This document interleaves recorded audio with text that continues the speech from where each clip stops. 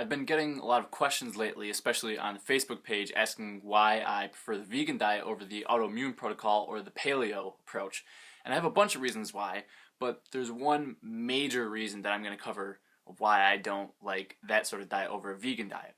And the major reason is because there are no conclusive studies versus vegan diet where there are a lot of conclusive studies, especially in terms of multiple sclerosis specifically.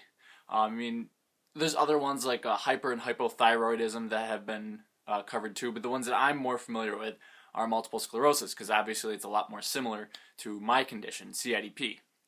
So a lot of people sort of like to follow the AIP or paleo approach, basically I think because it sounds cool, because autoimmune and protocol, that sounds like it makes a lot of sense, right? It sounds like it's perfect. It sounds like the perfect autoimmune diet.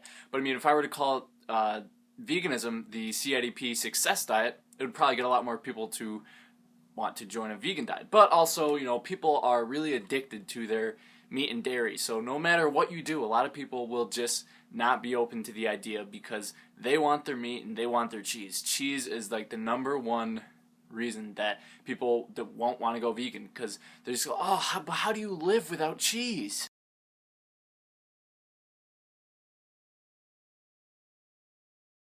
So hands down, the main reason that I prefer a vegan diet over a paleo or AIP sort of approach is because they've already done the studies. The studies are already out there. You don't have to be the guinea pig because they already have a 95% success rate with the swank diet. And you'll have even better success with a vegan diet. I could guarantee almost 100% success. It's not a miracle worker, so you're going to have a healthier lifestyle in general. You're going to have to drink a lot of water. You're going to have to get a lot of sleep. You're going to have a relatively just lower stress life if you can.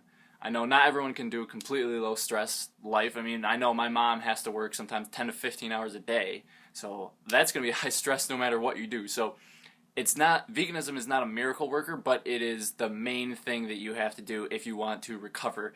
And the paleo and AIP approaches are pretty much covered by bloggers. There's really no actual peer-reviewed articles, whereas with a vegan diet, there are people who have been following a vegan diet who have had multiple sclerosis for over 50 years, and normally when someone has multiple sclerosis for that long, they are not only bedridden or dead, or at the very least in a wheelchair, but they just look very sickly.